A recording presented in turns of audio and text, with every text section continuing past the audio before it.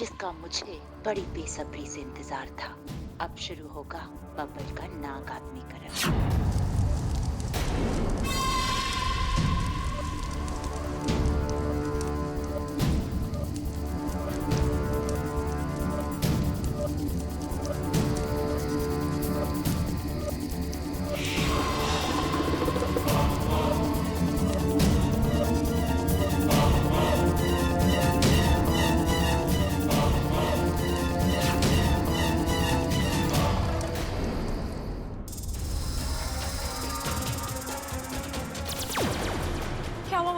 कुछ पता चला? नहीं, पूरा गांव देखा, एक एक मंदिर देखा, एक इच्छाधारी नागिन जहाँ जहाँ जा सकती है वो हर जगह देखी, लेकिन इच्छा बब्बल का कुछ पता नहीं चला। कहाँ लेकर गई होगी वो बब्बल जी को? इच्छा तुम चिंता मत करो, हमारे कुछ साथी अभी भी उन्हें खोज रहे हैं। और इतना वक्त नहीं है हमारे पास वाकू। रात का पहला पहर शुरू हो चुका है।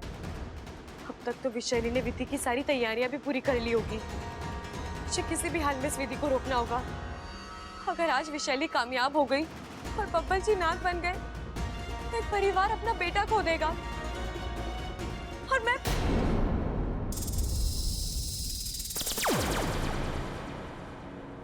माँ बब्बल जी पता नहीं कहाँ। जानती हूँ, इसीलिए तो आई हूँ यहाँ। आपको पता है वो कहाँ है? गांव की सीमा से बाहर पूरब की दिशा में 17 मील की दूरी पर एक नाग मंदिर है।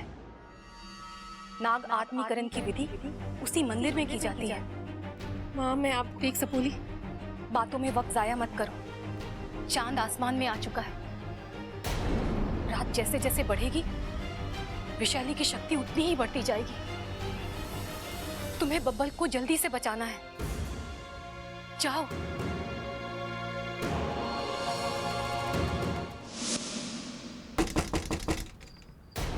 इस घर के लोगों को दो पल की भी शांति नहीं है।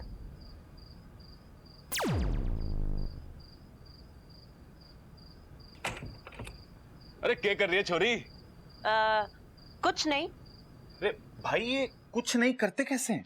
अरे पता ना छोटे, मैं तो हमेशा कुछ ना कुछ करता रहूं और मैंने लोगों को कुछ ना कुछ होते हुए भी देखा है, लेकिन ये कुछ नहीं कैसे करते हैं ये तो मुझे पता ना। ये तो अमृता ही बताएगी। जी मेरा मतलब है वो मैं थोड़ी अपसेट हूँ। ये बात कर रही है अमृता? हमारी घर की होने वाली बहू और अपसेट है और हमें ना पता? किसी ने कुछ कहा क्या तुझसे?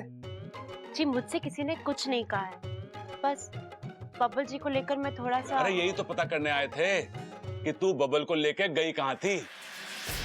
मैं बब्बल जी को लेकर कहीं नहीं गई थी। मैं कह रही हूँ मैं बब्बल जी को लेकर थोड़ी सी परेशान हूँ। अमृता मतलब बिल्कुल बिल्कुल तेरे को नहीं पता कि बब्बल कहाँ है? मैंने कहा ना मैं नहीं जानती बब्बल जी कहाँ हैं। ओहो छोटे, ये तो घनी गड़बड़ हो गई। अब उस बैग का क्या करेंगे? हाँ है। कौन सा बैग भैया? अरे वही जो बबल अमृता के लिए लेकर आया था। ओ वो वाला बैग जिसमें बहुत सारे नोट थे। वोट? अरे वोट का अमृता क्या करेगी?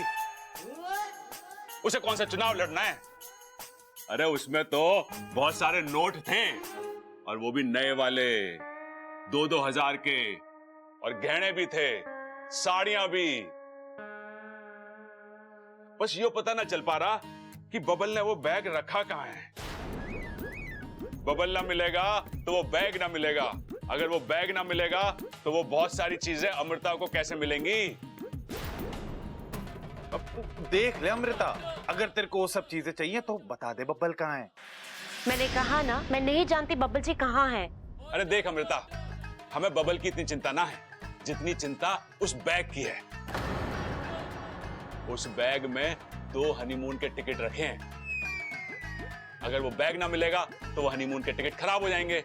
अगर वो खराब हो जाएंगे तो बबल को इतना गुस्सा आएगा कि वो टिकट के साथ साथ सारे नोट भी फाड़ देगा।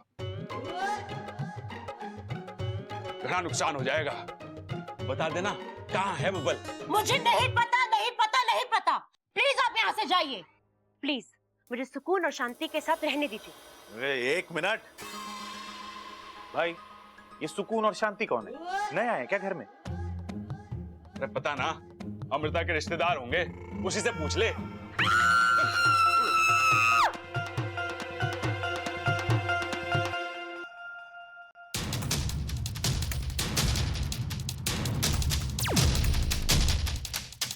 विशेली, आप जल्दी अपना काम निपटा के आ जाइए।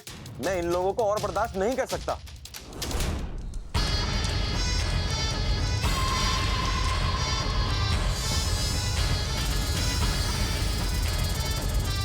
पहली बूंद।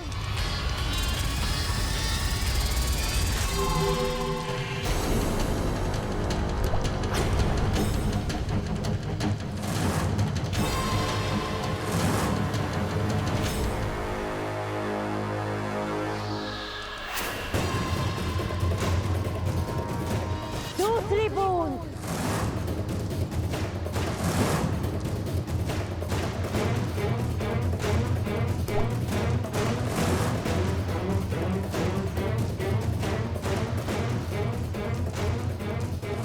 तीसरी बूंद।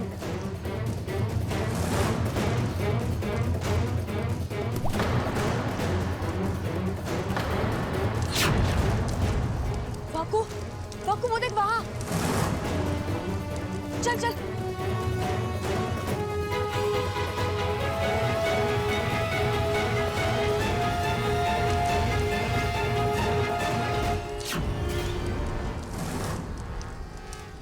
वाकू, चल कहीं और देखते हैं।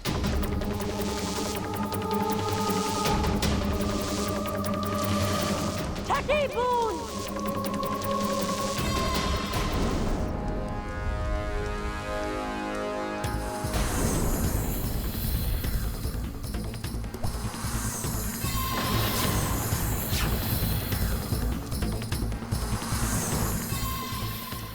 विशैली,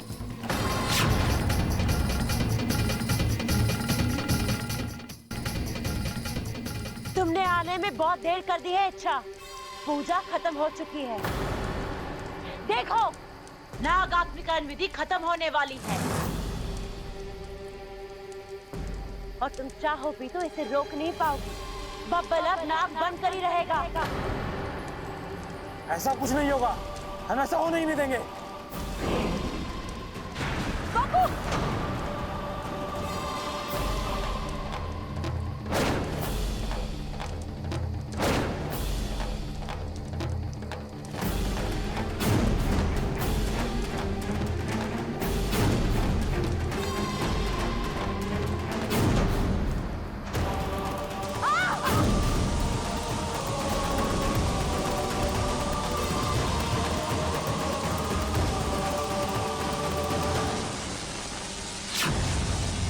तुम कितनी भी कोशिश कर लो इच्छा, तुम बब्बल को नहीं बचा पाओगी। अब उसका बचना नामुमकिन है। वो देखो, आखिरी बूंद।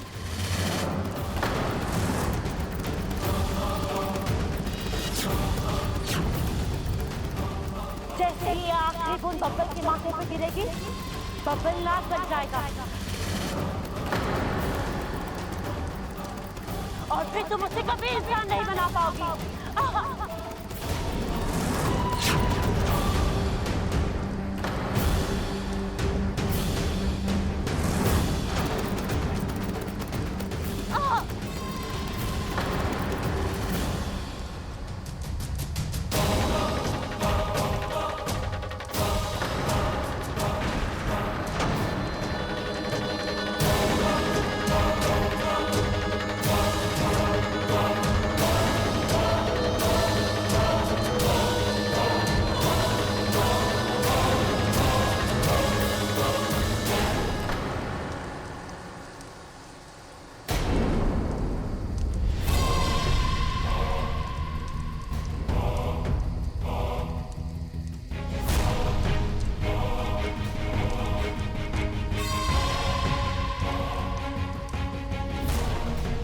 इच्छा,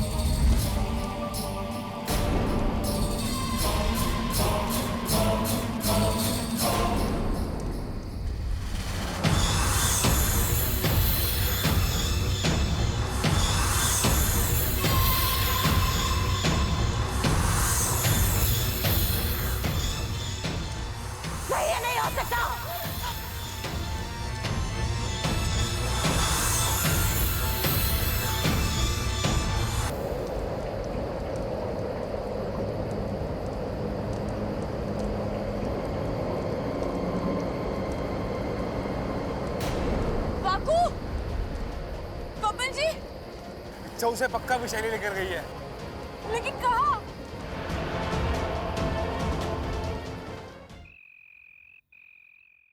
दादी, दादी, मैंने जो कहा था ना वही सच निकला। अमृता ही बब्बल जी को ले गई थी।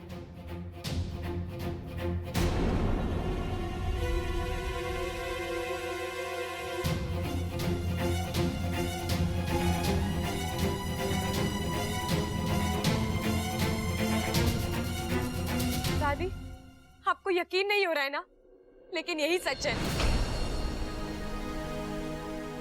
अंकल जी, मैं अभी अभी अपनी आंखों से देखकर आ रही हूँ। मैंने बब्बल जी को बचाने की कोशिश भी की, लेकिन वो फिर से।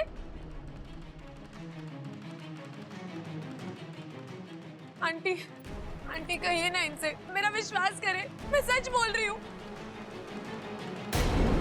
हमारे पास वक्त बहुत ही कम है, बब्बल जी की जान खतरे में है।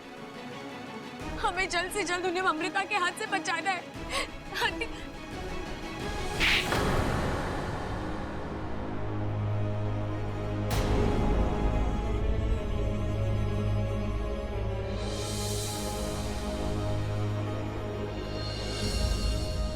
अपना बाप अमृता के सर बढ़ रही है, शर्म नहीं आती तुझे?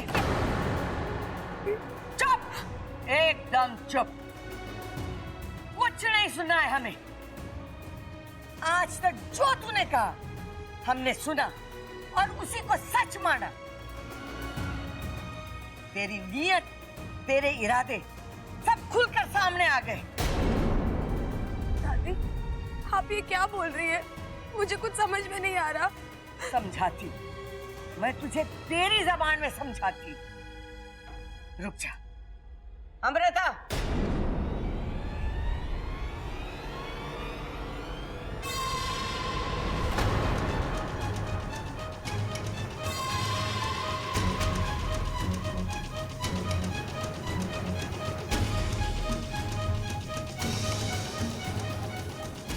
अब कुछ बोलने के लायक बचा है तारे पास?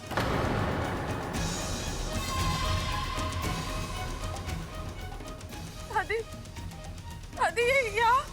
हाँ, अमृता बबल को छुड़ा के लाइए हारे चुंगल से, हारे चुंगल से। मेरे दादी, मैंने क्या किया है? देखा खड़क, कितनी भोली बन रही है।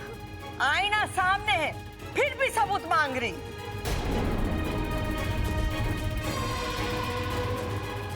बबल, जो तूने हमसे कहा इसके सामने साफ साफ बोल दे। पुलिस स्टेशन में क्या हुआ मुझे कुछ याद नहीं। कौन मुझे उठा के ले गया, किसने मुझे बेहोश किया, मैं नहीं जानता। लेकिन हाँ, जब मुझे होश आया तो मुझे कुछ आवाजें सुनाई दे रही थी और उनमें से एक आवाज इच्छा की थी।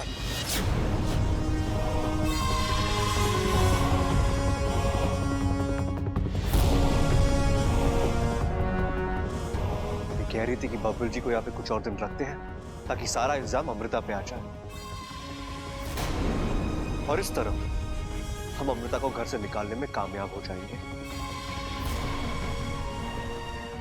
दादी, दादी इन्हें कोई गलतफहमी हुई है। मैंने ऐसा कुछ नहीं किया। मैं बब्बल जी को क्यों? मारा छोरा झूठ बोल रहा है, हाँ? वो ऐसा क्यों करेगा? थार से कोई दुश्मनी है क्या? दुश्मनी नहीं है दादी, लेकिन अंकल जी, आंटी जी, आप तो कुछ बोलिए। हाय हाय, तू तो मुझसे बात ही ना कर। आज तूने मेरे बब्बल को उठवा लिया, कल तू इस घर को उठवा लेगी और परसों परसों तू इस मोहल्ले को उठवा लेगी। लड़की, तू तो विश्वास करने के लायक ही ना है। इच्छा, मैंने तुझसे ये उम्मीद ना करा। इस घर ने तुझे बेटी मान, प्यार दिया, अपनापन दिया, अधिकार दिए, और तूने बब्बल जी, आप कहिए ना सबसे कि आपने जो बोला है सब झूठ था। आपसे कोई बुलवा रहा है। ये अमृता, अभी भी तुम मुझ पे इल्जाम लगा रही हो? अरे इंसान से नहीं तो कम से कम भगवान से तो डरो। इच्छा, अगर मैं वक्त पर नहीं आती तो तुम बब्बल जी को जान से ही मार देती। अमृता! दादी, दादी मैं आपसे कह रही हूँ, ये अमृता ये जो झूठ बस! खबरदार तुम्हारी होने वाली बहू का नाम दिया, हमारे सिवा कोई ना होगा। अरे दादी, उसकी पूरी बात तो सुन लो। चुप रह! और तू चल हमारे साथ।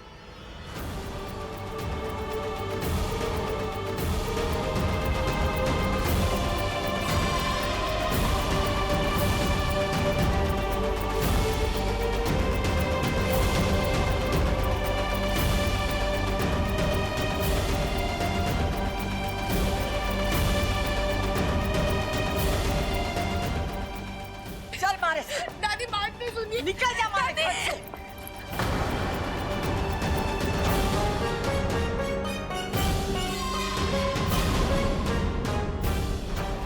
आज के बाद हमारे घर की तरफ देखा भी ना तो मारे से बुरा कोई ना होगा। दादी मेरी बात तो सुनिए। कुछ ना सुनना मुझे। अरे जो छोरी मारे छोरे की जिंदगी के साथ खिलवाड़ करे उसका तो मुंह भी ना देखना चाहूं मैं। दादी, दादी आप मुझे इतने महीनों से जानती है, मैंने ऐसा कभी कुछ नहीं किया जिससे इस घर को नुकसान पहुंचे। और आज भी मैं, दादी मेरा विश्वास कीजिए, मैं गलत नहीं हूँ। दादी आप मुझे 4 दिन की मोहलत दीजिए। अगर इन 4 दिनों में मैं अपने आप को निर्दोष साबित नहीं कर पाई तो मैं खुद यहाँ से चली जाऊंगी। मुड़कर कभी इस घर को नहीं देखूंगी, इस परिवार की तरफ नहीं देखूंगी। दादी कभी ना कभी तो मेरी वजह से इस घर में खुशी आई होंगी, ये घर मुस्कुराया होगा। आपको उन खुशियों का वास्ता है दादी, ये आखिरी 4 दिन दे दीजिए दादी।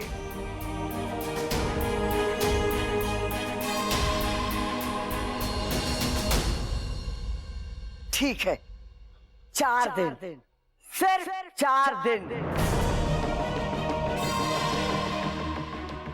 वैसे तो तू निर्दोष ना है, लेकिन फिर भी कोशिश करके देख ले।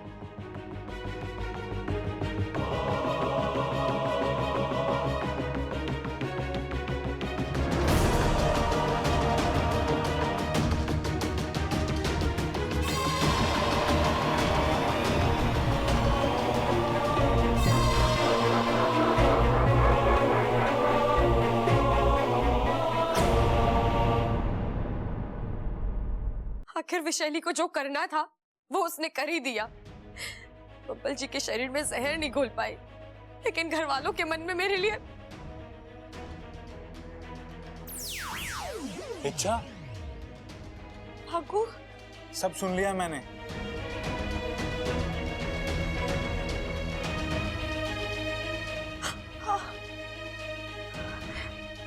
ऐसे नहीं होता इच्छा। तुम यहाँ इन लोगों के लिए अपनी जान देने के लिए तैयार हो और ये लोग तुम्हें गलत समझ रहे हैं। ऐसा नहीं है बाकू। ऐसा नहीं है तो कैसा ऐसा बोली? हाँ पिताजी, आप दोनों यहाँ। बाकू सही कह रहा है, अंधे हैं ये लोग, किसी की अच्छाई नहीं देख सकते। अरे देखना तो छोड़ो, ये महसूस तक नहीं कर सकते। पिताजी आप अच्छा, इनकी हिम्मत कैसे हुई तुम पर हाथ उठाने की? आज हाथ उठाया है, कल जान ले लेंगे। वो भी किसकी बातों में आकर? उस विशैली की, जो इनका घर, इनका परिवार, इनका वजूद तक खत्म कर देना चाहती है। पिताजी इसमें इन लोगों की कोई गलती नहीं है। इतना सब हो जाने के बाद भी तू इनके लिए बोल रही है? क्योंकि इस वक्त ये लोग नहीं समझ पा रहे। अगर समझ नहीं पा रहे हैं तो मैं समझाता हूँ, वो भी अपने तरीके से। इन्हें भी तो पता चले कि जब नाग अपनी जबान में बोलते हैं तो क्या भूचाल आता है। पिताजी आप ऐसा कुछ नहीं करेंगे, आपको आपकी सबोली की कसम है। इच्छा, पिताजी ये लोग बुरे नहीं है, शैली ने इन्हें गुमराह किया है, इनके दिमाग में मेरे खिलाफ गलत सलत बातें भर दी है। हाँ, लेकिन उन्होंने उस पर विश्वास कैसे कर लिया? आज आपकी सब बोली पर हल्का सा हाथ